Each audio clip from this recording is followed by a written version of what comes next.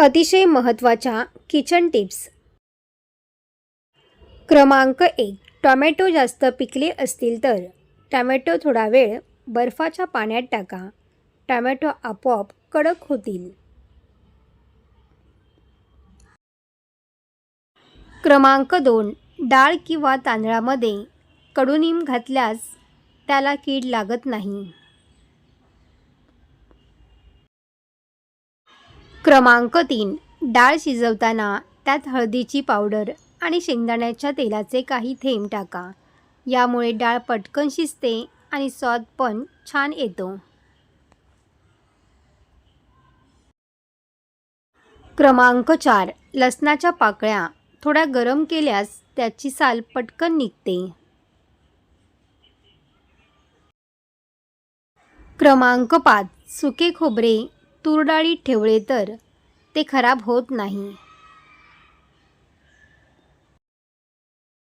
क्रमांक 6. बटाटे झटपट उकडण्याकरता बटाट्यामध्ये चिमूटभर हळद घालावी.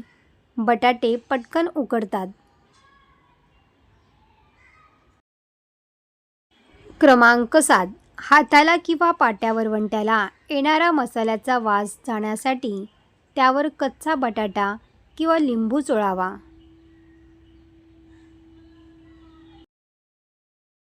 क्रमांक 8. बासुंदीसाठी दूध आटवताना पातेल्यात तळाशी एखादी स्वच्छ वाटी अथवा ताटली ठेवावी. म्हणजे चमच्याने वरच्यावर ढवळले तरी वाटी आतल्या आत फिरत राहते आणि दूध तळाशी लागत नाही.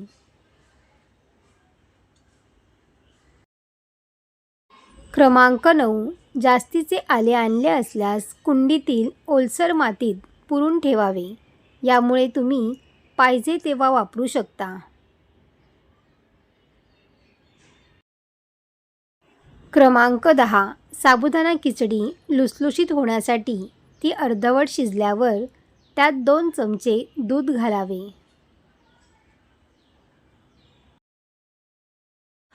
क्रमांक 11. नेहमीच्या तुरीच्या डाळीच्या आमटीत थोडासा पालक चिरून घातला तर आमटीला छान आणि वेगळी चव येते.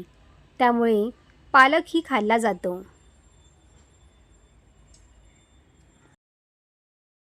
क्रमांक 12. गरमागरम इडली पात्रातून काढायच्या आधी त्यावर थोडेसे गार पाणी शिंपडावे. यामुळे इडल्या इडली पात्रातून पटापट निघतात.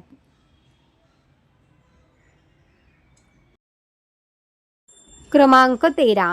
साखर मुंग्यांपासून सुरक्षित ठेवण्यासाठी साखरेच्या भरणीत 4 ते 5 लवंगा ठेवाव्यात.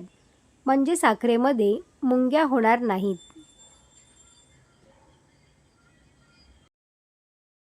क्रमांक 14. गाजर, टमाटर, मुळा, काकडी आणि बीट मऊ किंवा शिळे झाल्यास रात्रभर मिठाच्या पाण्यात बुडवून ठेवाव्यात. सकाळी ताज्या टवटवीत होतात. क्रमांक 15. किचन ओट्यावर लिंबाच्या सालाचे पांढरे डाग पडल्यास त्यावर आल्याचा तुकडा घासावा. म्हणजे डाग जातात.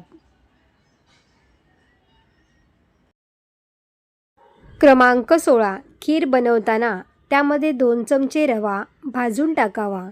यामुळे खीर खूप छान दाटसर बनते व चवीलासुद्धा छान लागते.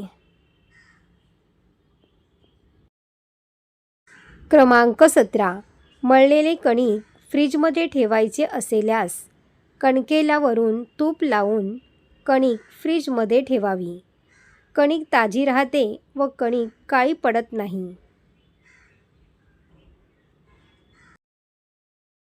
क्रमांक 18. इडलीच्या पिठामध्ये थोडे पोहे भिजवून वाटून घातल्यामुळे इडल्या छान मऊसूत लुसलुशीत नरम तयार होतात. क्रमांक 19. भेंडी चिरताना सुरी खूप चिकट होते. त्यामुळे सुरीवर लिंबू चोळा आणि मग भेंडी कापा. चिकटपणा जाणवणार नाही. क्रमांक 20. शेंगदाण्यांना बऱ्याचदा अळ्या किंवा कीड लागते. त्यामुळे बाजारातून आणलेले शेंगदाणे थोडेसे भाजून घ्या आणि नंतर डब्यात भरून ठेवा. खूप दिवस चांगले राहतील. सर्व टिप्स तुम्हाला आवडले असतील तर व्हिडिओला लाईक करा. अशाच नवनवीन व्हिडिओ पाहण्यासाठी चॅनलला सबस्क्राईब करा. धन्यवाद.